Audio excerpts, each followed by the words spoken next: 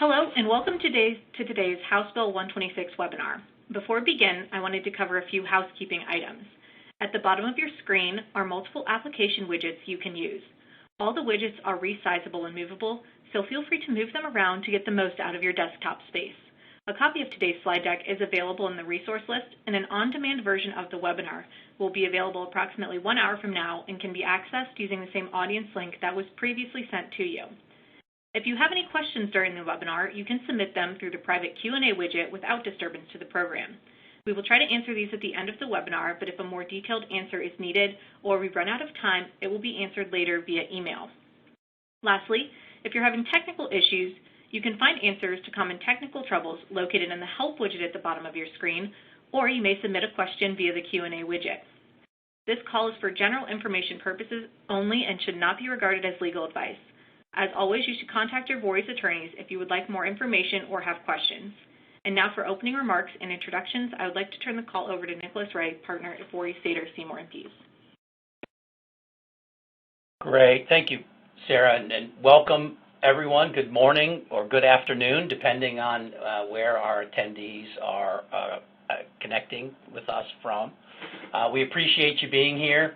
Obviously, this is an extremely current topic in Ohio real property taxation, and one where we significant changes as we walk through and we think about the differences that are occurring and how cases will be handled going forward. So we are going to have a number of presenters walking through the materials with you today. As Sarah said, my name is Nicolas Ray.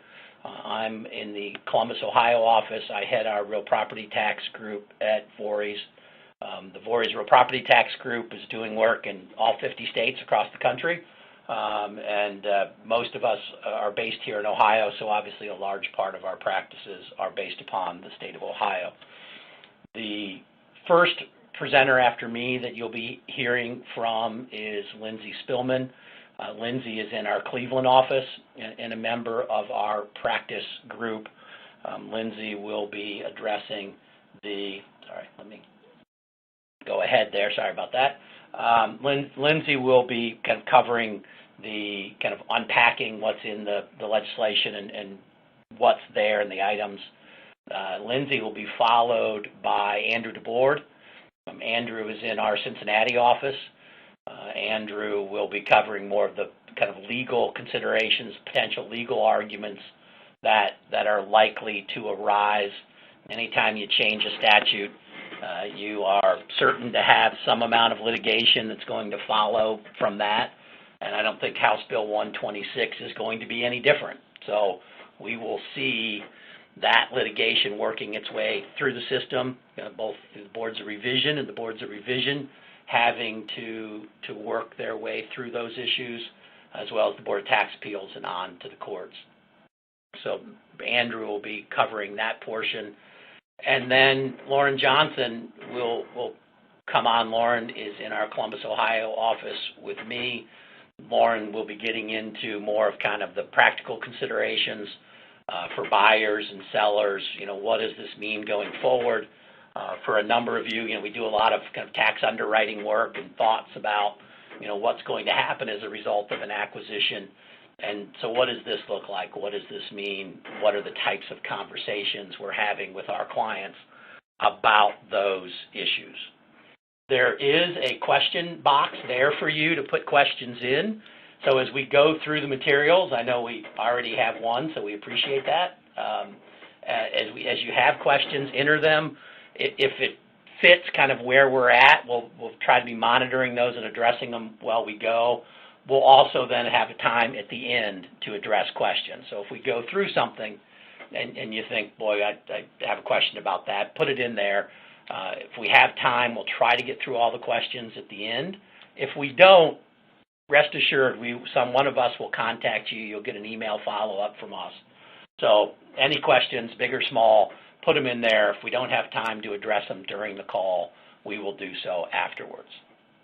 So that kind of introductory remarks, turning to the kind of beginning of the slides, right? If we look at the Ohio real property tax system currently, I describe it as we've kind of got a foot in two worlds, right? So we have the 21 cases that were filed. This legislation is effective essentially, except for when we talk about the settlement agreements, is going to be effective for tax year 2022 cases. So a number of questions we've gotten from clients have been, well, can I apply this to the cases that just got filed? And unfortunately, the answer to that generally is no. So we are going to be dealing with those 2021 cases, have our foot in that post-House Bill 126 world. And then we're going to have another foot as we think about transactions and going forward, and as we move into the next filing season of having to deal with cases under the new regime under House Bill 126.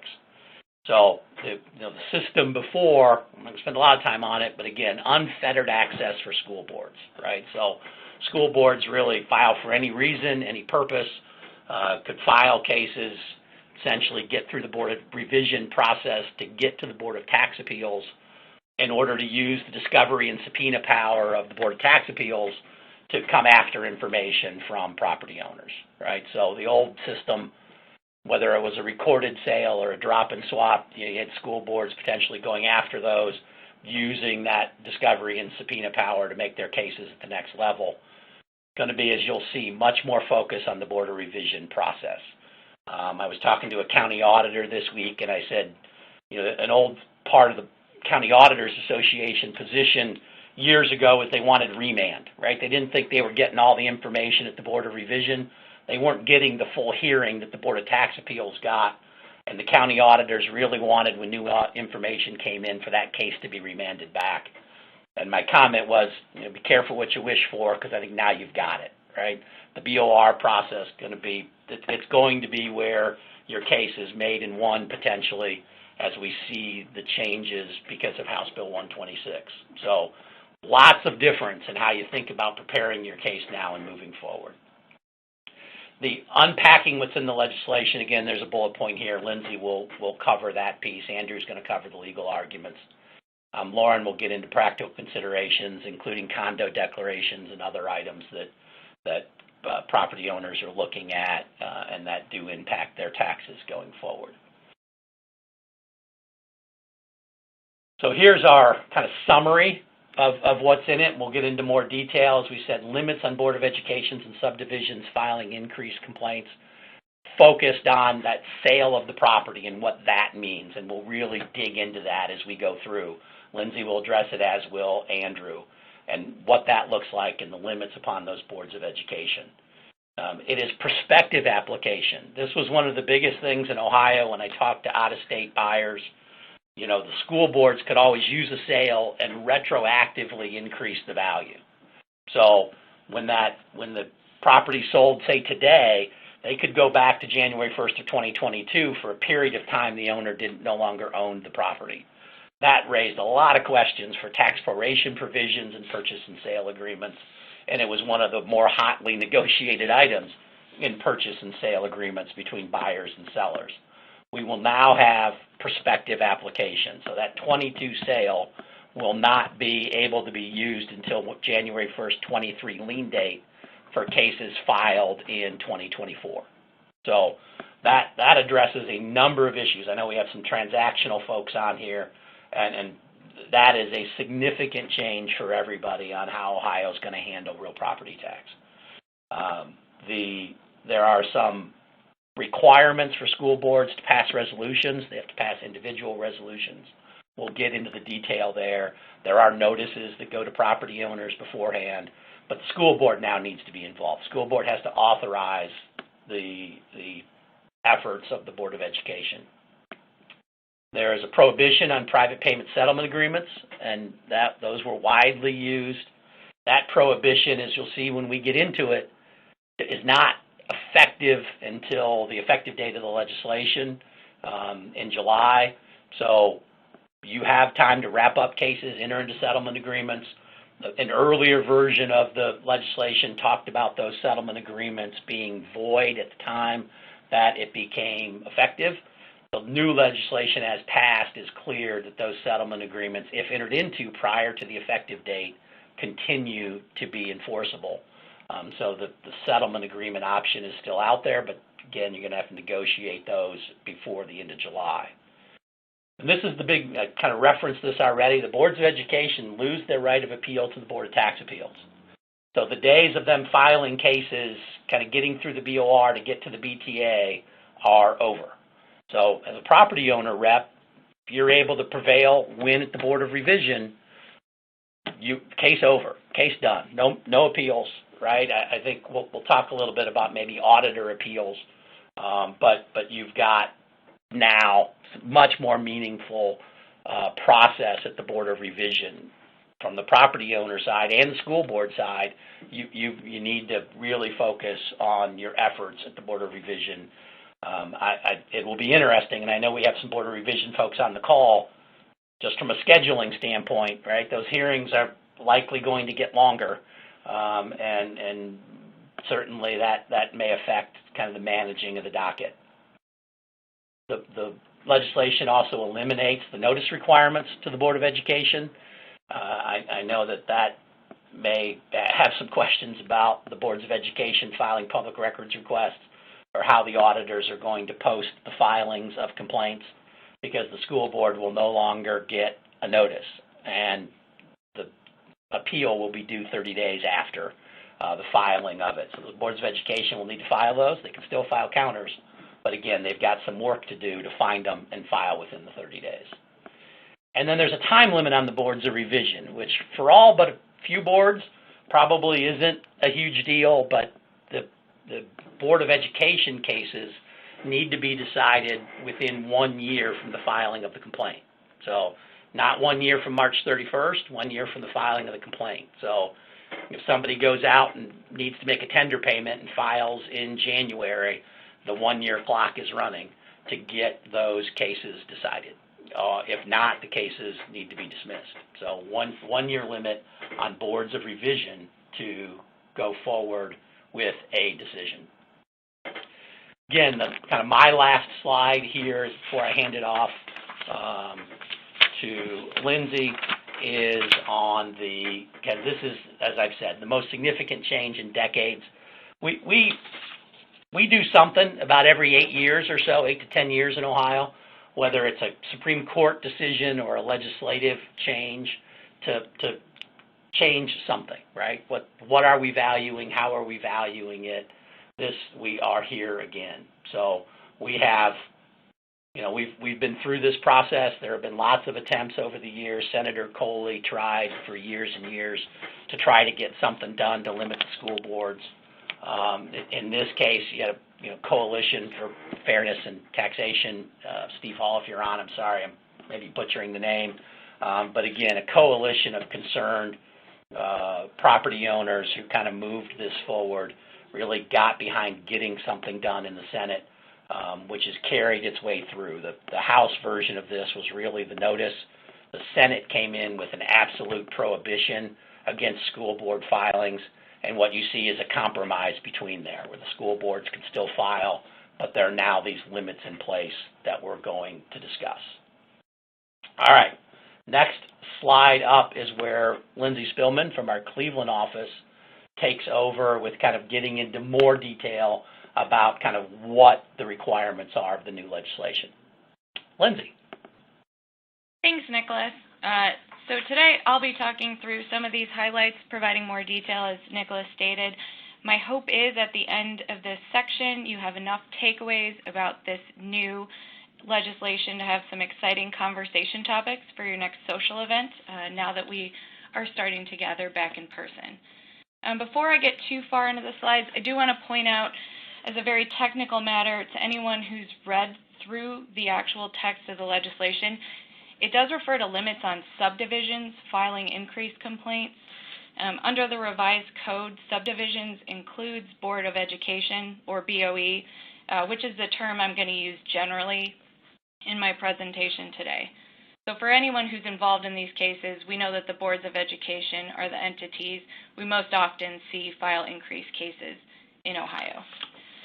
So the legislation has, how I like to think about it, both substantive and procedural requirements that will limit a Board of Education's ability to file an increased case.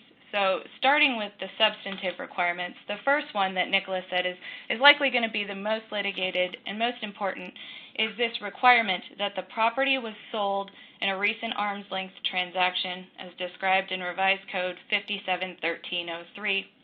That's kind of the general statute on real property valuation. What does this mean? Very simply, there must be a sale of the property for the Board of Education to file an increased complaint. As Nicolas previewed, there is a lot more to discuss here, and my Cincinnati colleague, Andrew DeBord, will get into some of the potential legal arguments relating to this requirement, specifically including whether a drop-and-swap or a direct entity acquisition would meet this quote-unquote property was sold requirement. This change also means there are no more increased complaints based solely upon a mortgage filing, which you might have experienced if you're in Northeast or Central Ohio, or some other general claim that the property is underassessed. The sale is the key. The second substantive point that's on this slide relates to the timing of the sale. A Board of Education may only file an increased complaint on a property that was sold in a year before the tax year for which the complaint is filed. So since Ohio pays taxes in arrear, what do all those words mean in practice? If a property sells in calendar year 2022, no increased complaint can be filed until tax year 2023, which filing is in calendar year 2024. Compare this with what I'm going to be referring to as the old system for clarity's sake, where if you purchased a property in calendar year 2022, the BOE could file a complaint in calendar year 2023 to retroactively increase the taxes for tax year 2022. As some of you may have experienced, depending on the timing of your transaction, you could be responsible for that retroactive tax increase to the year in which the sale occurred. My other Columbus colleague, Lauren Johnson, is going to discuss in more detail how the end of this retroactive application may impact your transactions moving forward. So the last point on this rather dense slide relates to the timing of the sale that the Board of Education can use. In the legislative reports and in the committee hearings, the legislature indicated that an increased filing was limited to a sale that occurred in the year immediately before the tax lien date. So thinking about as an example of what the legislature intended, a sale that occurred again in calendar year 2022 could only be filed on in tax year 2023, regardless of where you are in the reappraisal cycle in that county. This matters because current case law allows states that a sale is recent for up to 36 months, giving the Board of Education ability to file far away from when the actual sale occurred.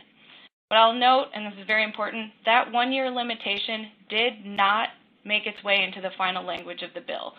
So although that was the intention, it's not in the current bill that was passed.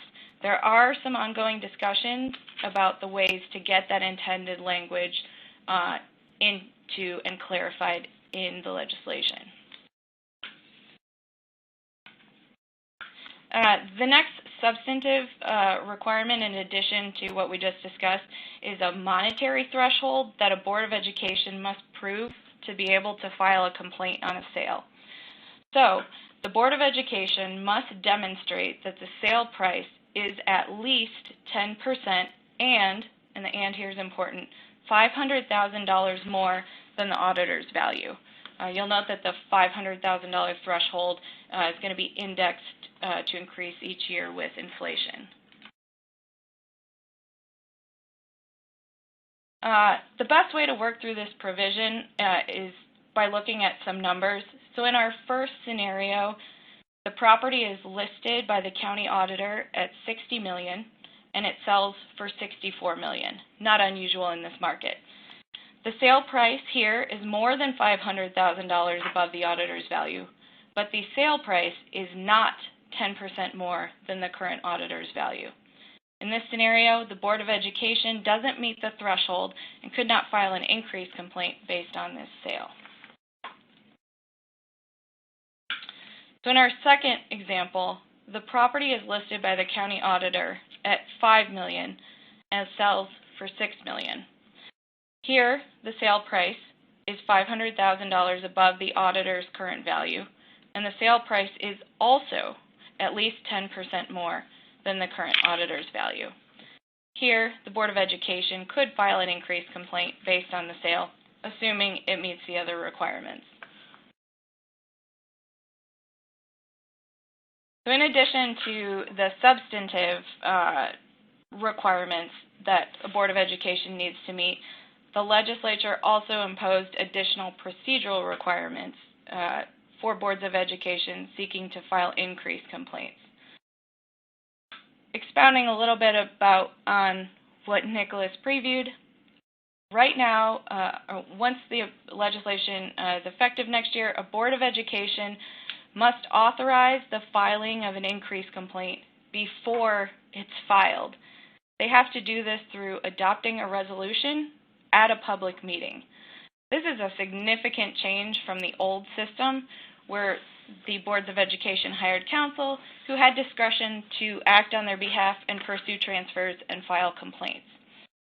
I'm getting a little bit into the weeds here, but the legislation goes so far as to require that the Board of Education write a separate resolution for each increase complaint that it intends to file. So for larger school districts, this will require potentially hundreds of resolutions to be written and discussed at these public meetings.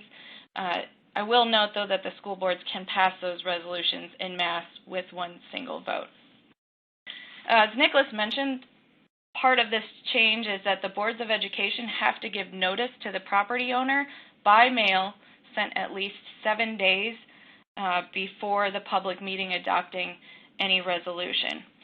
So these changes are certainly a greater burden on the Board of Education, but they may also be an opportunity for early intervention by a property owner. The legislation is silent on whether a property owner can contest that authorization resolution at a Board of Education meeting. As a practical matter, it might be difficult to do so, especially in larger school districts. The 7-day notice period is short, and since that notice is required to be sent only by snail mail, there's no guarantee it would get to the property owner in time. But it is something for property owners to keep in mind and discuss with their counsel. Now that we've talked through the substantive and procedural limits on filing increase cases, I want to spend a few more minutes on some of the other changes that will affect how these real property tax cases are litigated in Ohio moving forward. As Nicholas mentioned, one of the most significant changes to the Ohio real property tax system is the prohibition of private pay settlement agreements at the effective date of the legislation. So as many of you are aware, in most jurisdictions in Ohio, boards of education receive a high percentage, 65 to 75% of the property tax revenue. In the old system, boards of education and property owners would routinely enter into settlement agreements. A property owner would make a direct payment to the Board of Education based on a portion of tax revenue the BOE would have received on the increase in value. For anybody who's been involved in a case in Ohio, as Nicholas mentioned, these settlements were so commonplace that they were approved in an opinion by the Ohio Attorney General.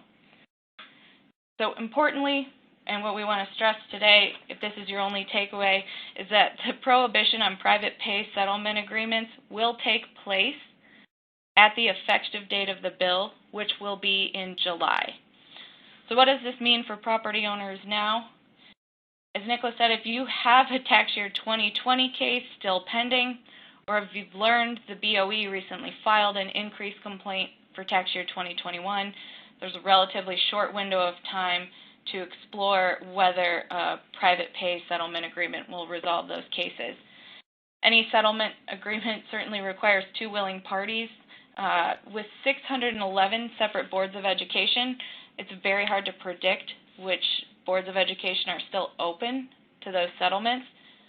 But no matter where you are in the state, we recommend having those discussions about settlement agreements as soon as possible, given this relatively short timeline.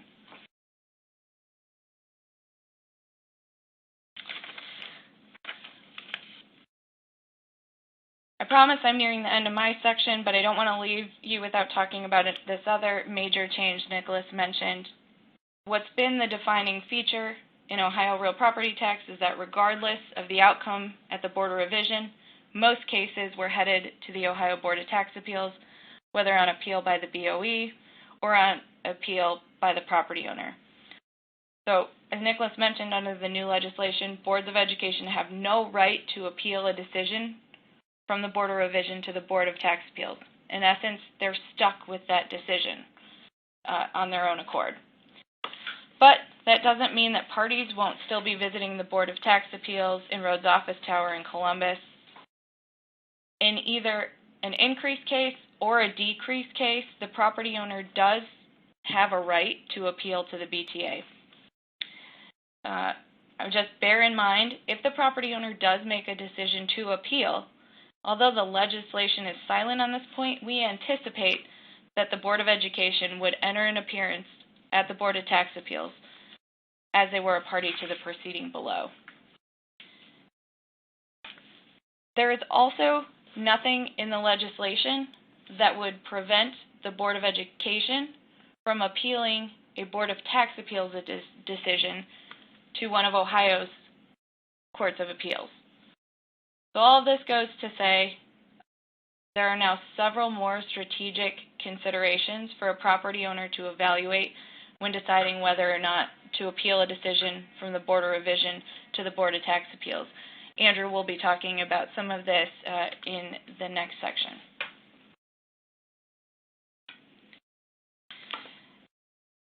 This is my last slide, and there are a few more, believe it or not, procedural changes that will impact how these cases move through the system. The legislation, as Nicholas mentioned, removes the statutory requirement that the Board of Revision send the Board of Education notice when a property owner files a decrease complaint. Why does that matter? For the boards of education to participate as a party in a decrease case, it must file a counter complaint. That counter complaint must now be filed by the Board of Education 30 days after the decrease complaint's filed. Compare that again with the old system, where the counter complaint had to be filed 30 days after the Board of Education received notice of the complaint. This change will likely shorten the time period for boards of education to obtain notice of decrease complaints and file their own counter complaints. So, last from me, the new legislation, as Nicholas mentioned, requires boards of revision dismiss any increased complaint if the BOR does not render a decision within 1 year after that complaint was filed. Like Nicholas said, as a practical matter, these types of time limits likely are only going to affect the counties with high volumes of complaints and cases, but we anticipate each county will address its scheduling and procedures in light of this change. So I'm now going to pass the baton to my Cincinnati colleague, Andrew DeBord, who will discuss the legal arguments under this new legislation. And let me jump in super fast, Andrew, before you start. Again, this is Nicholas again. Just a couple of the questions that we had kind of that address this. One, on the 10% limit, when we're doing those calculations, it's 10% in the $500,000. That's of fair market value. So people had asked, is that taxable or fair market value? That's on the fair market value or the true value number. So that, it's not on the 35% of that number. And then just real quick, we have lots of boards we're throwing around. So just again to clarify, Ohio has allowed boards of education or the school boards to intervene in tax valuation matters, which is fairly unique. It's Ohio and Pennsylvania are the two big states that allow it. There's maybe some small other ones that do. Vast majority of the country, for those of you that are new to Ohio, this is kind of an Ohio, Pennsylvania type problem. So you have boards of education that can contest the value. The Board of Revision is the county level board that has the county auditor, county treasurer, and one of the county commissioners or their designate as members, and that's where the initial hearing is held on the valuation matter. So that's local to the county. There are 88 counties in Ohio, so we're going to have 88 county boards of revision figuring out what their positions are going to be on this. And then from the board of revision, the property owner has the option to appeal the Common Pleas Court or the Ohio Board of Tax Appeals, which is essentially Ohio's tax court. The vast majority of those appeals go to the Board of Tax Appeals. And historically, the school board only had the right to appeal to the Board of Tax Appeals. So that's kind of the appellate level, state level court. Also a trial court, though, so don't let the appeals in the name fool you. But that's kind of your next level hearing before you go into the courts for appellate purposes. All of those entities are involved in the process of reviewing and setting value in the process in Ohio. So, all right, let me, just because that was kind of some basic stuff, wanted to make sure we all had that. We're getting really good questions, really detailed questions. We'll try to hit those kind of as they fit. A lot of those questions talk about drop and swaps and what's going to happen with the entity sale transactions, which is a great dovetail into what Andrew's going to talk about. So hopefully he'll address a lot of your questions about drop and swaps. If not, we'll try to summarize that at the end. Andrew. Okay, thank you, Nicolas. Again, he introduced me already. My name is Andrew DeBord. I'm a member of the Vorys Real Property Taxation Group and a partner in our Cincinnati office. I'm going to delve into the two primary potential legal arguments for taxpayers and practitioners to consider as a result of this legislation. The language provides that school districts can only file tax increase complaints on properties that have sold in recent arm's length transactions, as described in 5713.03 of the Ohio Revised Code, which also provides that the property cannot experience a casualty or have a improvement added subsequent to the sale for it to be considered as a true value for taxation purposes. So the language creates two significant potential jurisdictional bars to the ability of school districts to file tax increase cases against taxpayers. First, there must be a sale of the property, and two, the property must be in the same condition on the tax lien date as of the date of acquisition. So I'm going to discuss the sale requirement first, then come back to the second requirement in a bit. Moving the slide over. Okay, so what does it mean that a property was sold in a recent arm's length transaction? Remember, the legislation does not say transfer of the property. The legislature chose the words sold in an arm's length transfer and also the words sale price when discussing the threshold part. So does this mean that the legislature intended for sales to only mean traditional recorded deed sales, where the consideration and conveyance fee is disclosed on the DT Form 100 conveyance fee statement? A good example of that was already discussed was the arm's length sale of a property for $6 million that has a current tax assessment of $5 million. Well, the sale meets the 10% and $500,000 threshold requirement. So assuming the property was in the same condition on the tax lien date that it was on the date of acquisition, then that's going to be a standard situation where the school district could meet the threshold as long as they introduce the publicly available sale documents, conveyance fee statement and deed, to prove the sale price as the best evidence of the property's value for taxation purposes. But what about drop and swap transactions? These are also known as LLC membership interest transfers or entity transactions. As we all know, these types of transactions have become more and more prevalent in recent years in Ohio, especially for certain asset types. Essentially, in a drop and swap transaction, the seller of real estate would form a single member limited liability company, so an LLC, contribute the real estate into the LLC by way of a conveyance that is exempt from Ohio conveyance fees, so they're using the DTE Form 100EX, and then they would transfer the membership interest of the LLC to the buyer. The structure would require the recording of a deed to the new entity, but again, it is exempt from conveyance tax. The deed's recorded, again, with the conveyance fee exemption form, the DTE 100EX, with no disclosure of any transfer price. Well, with House Bill 126, the legislature did not include any provision to attempt to capture drop and swap transactions. even though they heard testimony regarding drop and swaps, and there was actually even an attempt to make a floor amendment to the Senate version of the bill to address these exact types of transactions. So one can reasonably infer that drop and swap transactions are not intended to be considered as valid sales that the school districts can base an increased complaint on under House Bill 126. So, and even the case precedent is unclear. You see the citation on the slide there, the Columbus City Schools Board of Education versus Franklin County Board of Revision. This is the famous Palmer House case from 2022. And in that case, the Ohio Supreme Court did hold that a drop and swap transaction could be used for valuation purposes. But the reasoning was based upon the fact that the drop and swap was like, and I think the exact words were, in substance, a sale of the property, not that it was a sale of the property. In that case, an owner of an apartment complex had contributed the property to a drop-down LLC and then conveyed the membership interest in the drop-down LLC to the buyer. The auditor's value, this is Franklin County, the Franklin County auditor's value was $16 million.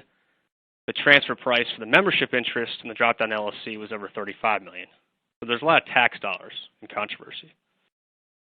Well, at the Board of Revision level, the school district had sought to increase the auditor's valuation based on the recorded mortgage amount, because that's all they have in their possession, right? They can't get the actual agreement until the next BTA level with subpoena power and discovery. So the Franklin County BOR upheld the auditor's valuation. Then an appeal was filed to the BTA. Well, at that level, the school district was able to obtain the LLC transfer agreement and the settlement statement through discovery. In arriving at their determination and after reviewing all the evidence, which also included appraisals in the record, the BTA, which deducted a minor amount for personal property allocation that they actually took from the taxpayer's appraisal, made the decision to essentially rely on the purchase price of the membership interest to arrive at a real estate valuation for the property. As we all know, the Supreme Court unfortunately affirmed the BTA's decision, but again, there was no clear mention from the court that the transfer was a sale of the property. In addition to Palmer House and other BTA cases on the same issue with drop and swap transactions, they've made the point that these transactions are similar to or essentially or in essence a sale. But none of the BTA holdings say that a drop and swap transaction is a sale of the property. So important distinction there. Not to mention in Palmer House and these other BTA cases, the BTA and the courts were considering a valuation question, right? So they're trying to find the value of the property for taxation purposes, as opposed to a jurisdictional question that's now going to come into play if school districts attempt to file increased complaints against properties that are transferred via a drop and swap transaction. They're going to have to determine whether the school district's pursuit is jurisdictionally valid, as opposed to just determining whether the transfer price paid for the membership interest in the LLC should be considered as a valuation for the real estate.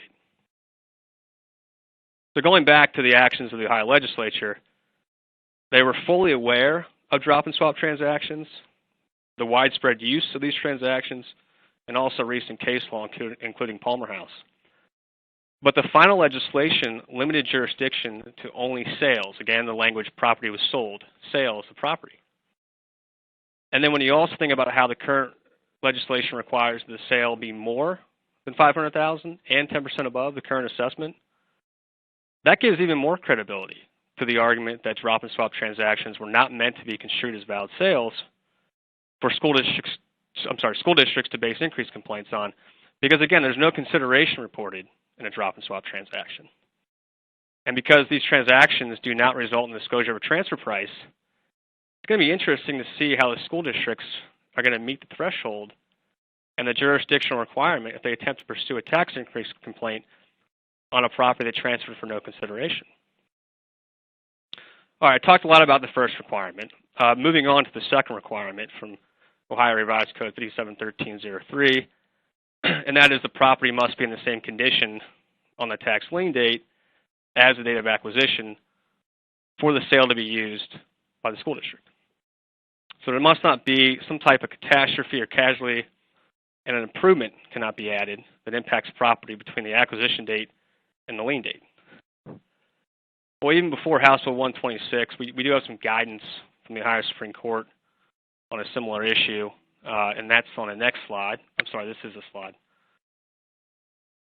That's the Blatt v. Hamilton County Board of Revision case. And in that case, the owner bought a property for more than the tax assessment. They made an improvement to the property. Well, the taxing authorities argued that the property should be valued at the purchase price plus the cost of improvements, or at the very least, the purchase price, since it exceeded the auditor's valuation. However, the BTA held that because the property was in a different condition at the tax lien date, the prior sale was no longer a valid sale, and the Supreme Court upheld the BTA's determination. This same logic can be applied going forward to also limit the school district's ability to contest value when improvements are made to a property post-acquisition, but before the next tax lien date at issue. So an owner might be asking themselves, well, what if I just simply add and make an improvement to a property after the acquisition, but before the tax lien date, so that the school district can't come after me and use the sale against me?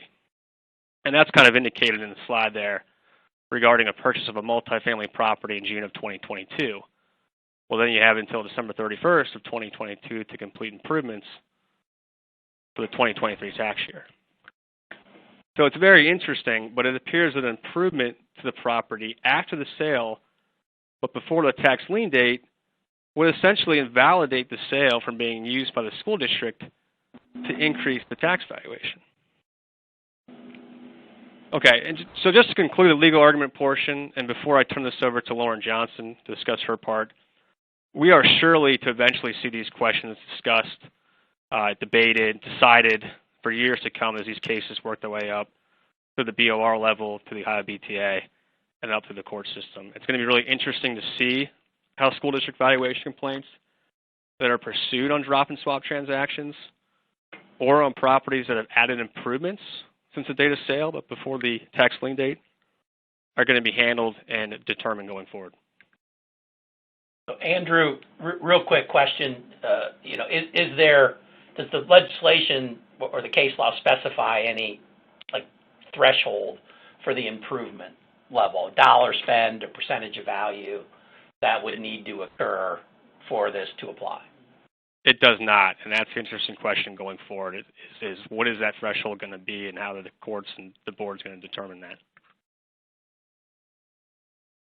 And again, I'll just note the same thing. The loss of income. I just saw the question pop up. So before we go, loss of income or occupancy, change of condition. Yeah, I think that's a change of condition as well. So all of those issues, even if it's an improvement or a detriment to the property, is a change of condition. Blatt was interesting because it was an improvement to the property and the sale was still invalid. Wasn't a valid sale to file upon. So, and that was a residential case as opposed to a commercial case, which more likely to apply. So it is interesting. Yeah. Thanks for all the questions coming in, by the way, folks. We're trying to get to them, and if we don't get to them during it, we'll definitely follow up with you on them. So we can turn it over to Lauren Johnson. Great. Thank you, Nicholas. I'm going to discuss some practical considerations in light of House Bill 126 that have implications for real estate transactions and more generally to owners and investors of real estate. The new legislation has implications for all real estate transactions going forward. Because of the new legislation, different factors will need to be considered when addressing real estate taxes in purchase and sale agreements. As indicated previously, the Board of Education can no longer file on a sale that occurred before the tax lien date at issue. This means that a sale that occurs in calendar year 2022, the school district cannot file until tax year 2023. However, that doesn't mean that the tax year 2022 value in that example could not be changed. There are other considerations that buyers and sellers need to consider as it relates to addressing the year of closing in tax proration. While this change generally is great for both buyers and sellers because it eliminates the ability to retroactively change value, there could be a reappraisal or update that could result in the value changing for the year of closing, or potentially a new levy that could result in a substantial increase in tax even if the value remains the same. Another possible consideration could be whether there is an outstanding tax case at the time of closing. While a new complaint could not be filed by the Board of Education for the year of closing, it's still possible that a sale that occurs after tax lien date could be utilized to determine value for an earlier open year if that later sale is closer in proximity to the tax lien date that remains open. And so it is possible, it's a restriction on filing and not a restriction on a Board of Revision or the Board of Tax Appeals utilizing that later sale. We've already talked a little bit about change in condition after the date of sale, but an additional factor that needs to be evaluated and considered is were there changes before the date of sale that could impact the value for the year of closing. One of these examples would be for tax lien date January 1st, 2021, the property was partially complete, so in construction. By the time tax lien date January 1st, 22 comes around, the property is now complete. Using the 2021 value to prorate taxes for 2022, the year of closing would not be appropriate because it's likely that the valuation will be increased to reflect the final fully complete property. And so property owners and buyers and sellers need to evaluate those circumstances and determine how they should impact and address proration, despite the fact that a Board of Education could no longer file based upon a valid sale in the year of closing. And another consideration for both buyers and sellers is the closing date of the transaction. In the past, we typically advised that closing after the filing deadline of March 31st could be advantageous to a buyer because a Board of Education would not identify, file, and carry back the sale to an earlier tax lien date.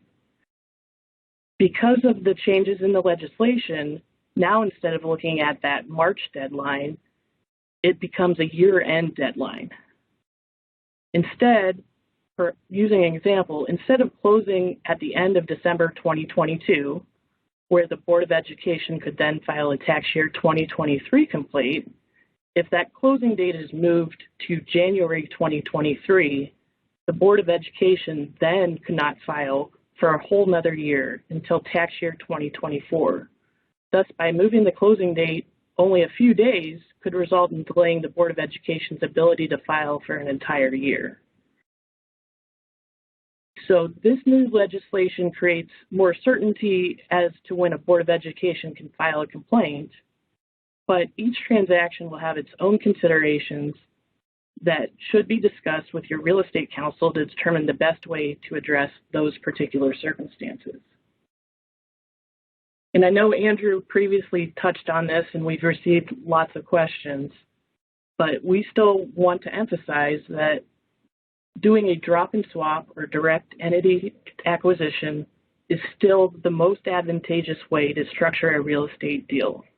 This is because there will be no transfer tax, the price paid for the real estate will not be disclosed, and as addressed previously, it may result in a Board of Education not being able to file a complaint or meet the requirements to establish that the sale was more than $500,000 above the current assessment and also 10% above that current assessment. And so we continue to recommend that this structure be utilized because of these advantages.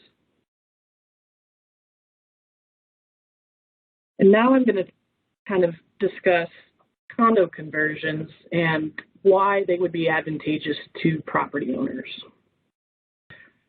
So kind of starting at the beginning, All different types of properties, residential, office, and industrial properties, potentially could be converted to condos.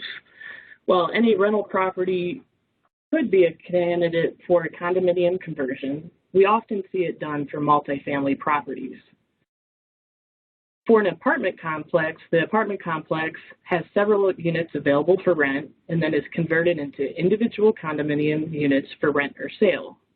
When that property is converted, all spaces are divided up so they're able to be sold independently of each other, and the common areas, lobbies, property amenities are also divided amongst the different condo units. So what are the benefits of a condo conversion? Condo conversions are often desired by building owners and real estate investors as it provides opportunity to increase income and profitability. It also permits an owner of real estate more flexibility because individual units or multiple units, say 10 to 20 units in a large apartment complex, could be sold individually. This often results in a higher sale price on a per unit basis. Additional benefits may also include a reduction in the real estate taxes paid in Ohio because residential dwelling units of 3 or less units would qualify to be taxed at residential tax rates, which often have lower effective tax rates than commercial properties. I'll discuss the potential real estate tax benefits in a moment after I touch on the condo conversion requirements. A property owner, as a matter of right, has the ability to convert its property into a condominium. In order to convert the property into a condominium, there are 4 general requirements or considerations. The first requirement is that the condominium declaration be prepared, which complies with the state's condominium statutes. This document would establish the basic principles and bylaws for the condominium association. Second, a condominium survey would need to be prepared and submitted to the county engineer for approval. This survey must be prepared by a registered surveyor and must meet specific requirements. Third, architectural drawings must be submitted that comply with the jurisdiction's condominium requirements. In summary, they must include a delineation of the units, the common elements, the limited common elements, and easements. These, again, must be certified by either a registered architect or a professional engineer. And finally, while not necessarily a condition for a county to approve a condominium conversion, lender approval is needed, and that would either be done at the time of acquisition or potentially could be negotiated at the time of a refinance, or a loan modification may be necessary if a loan is already in place. And it's important to make sure that the proper steps are taken with your lender to secure lender approval in writing, because otherwise the borrower could be violating the terms of its loan. And so now we have this chart that talks about the real property tax benefits of a condo conversion. A residential condominium unit will be taxed at the residential tax rate as compared to an apartment building being taxed at the commercial tax rate. As we look at the chart, we have representative tax districts across the state. For these tax districts, both residential Class 1 effective tax rates and the commercial Class 2 effective tax rates for tax year 2021 payable in 2022 are shown. So as we look at the sample data, it compares the effective rate between the residential and commercial. And then kind of the fourth column over, the effective rate difference, depending on district, varies based upon the sample data from approximately 10% to almost 25%.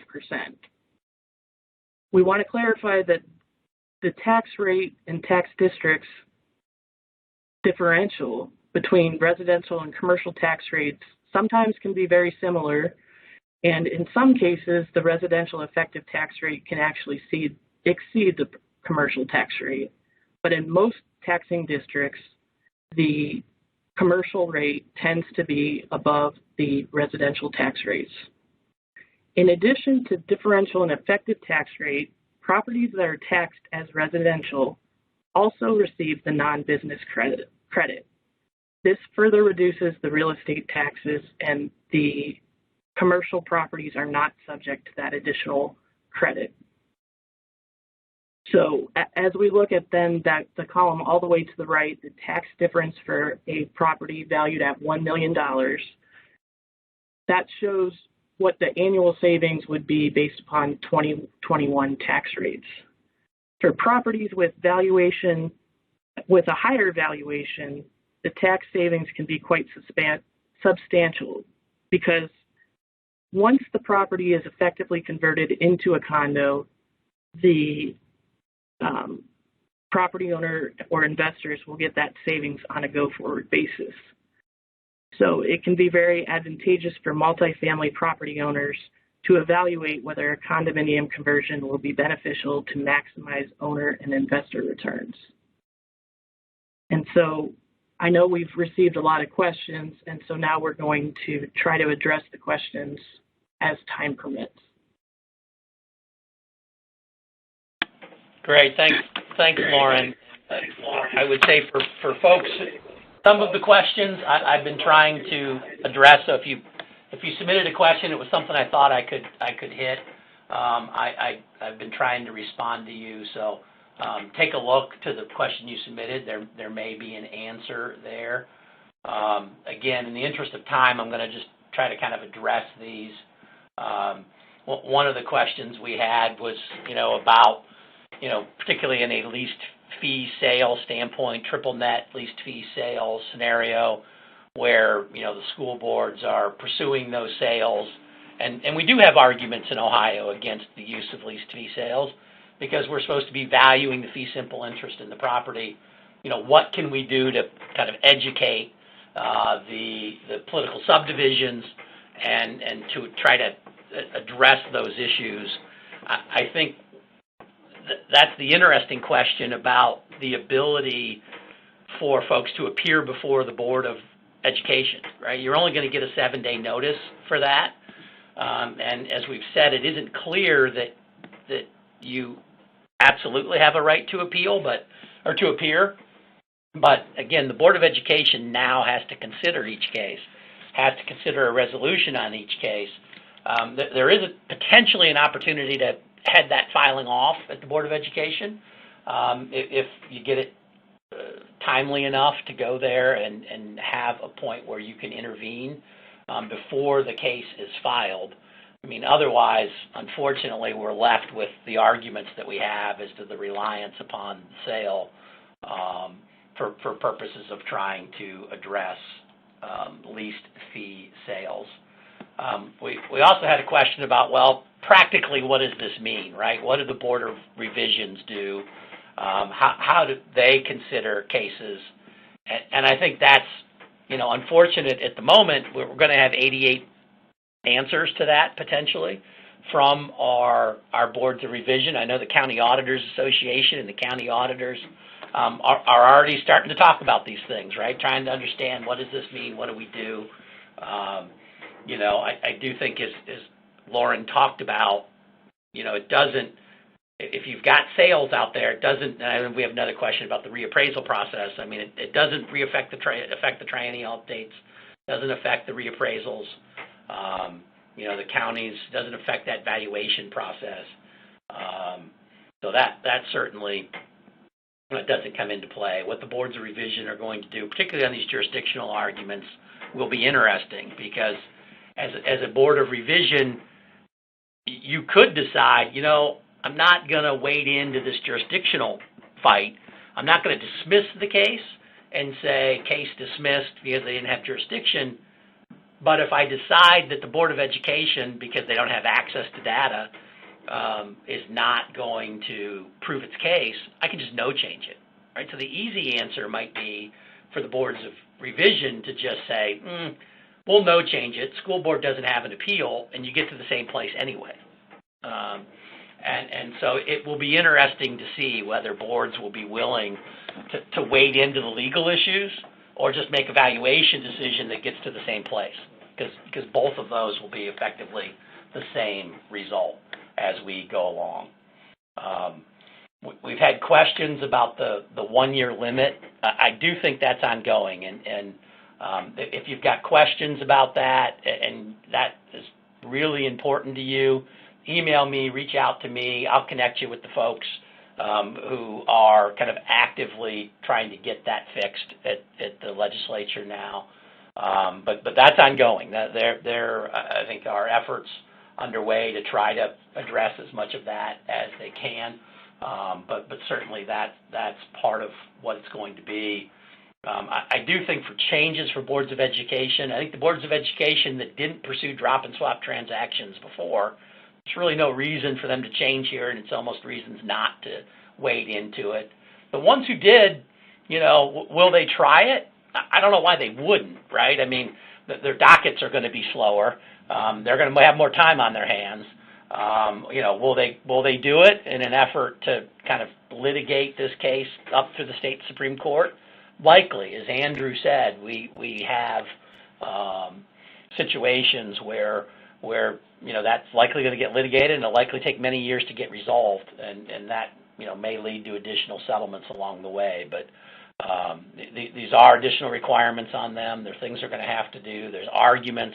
I've told people for many past years we've been in a sword fight with the Board of Education, and Board of Education's had a sword, and Property Owners Council's had a toothpick in most cases. That changes with House Bill 126. We have a sword again. I can't hear in my voice. I'm excited. I got a sword again. We got arguments to make. So that's gonna happen. And then I know we're at the hour, so I apologize. One last thing that I think is interesting that came up from one of the attorneys on the call as well is that, can the school board use continuing complaint jurisdiction to say, okay, well, I've got a 20 case or a 22 case or a 21 case that I filed under the old system. Can I use the continuing complaint provisions under Ohio law to request under that prior case the Board of Revision to take jurisdiction over the case? Personally, I think the answer to that is no. I think that continuing complaint jurisdiction concept is still there. However, that continuing complaint still needs to meet the jurisdictional requirements for the tax year requested. So if we're talking 2022 and forward, it's going to have to meet the jurisdictional requirements of House Bill 126. And I know I've got at least 7 questions that I haven't even seen yet. So I really do appreciate everybody being here. I appreciate you participating. As I said, we will absolutely reply to all of you. But I think we scheduled this for an hour, and I know folks have other things to do. So I don't want to keep you wildly over the expected end of the seminar. So again, thank you. We all thank you for participating. Our contact information is there. Sarah's going to tell you now, just wrapping up, about kind of getting copies of the information from this. Sarah. Thank you, Nicholas, and thank you all for joining us today.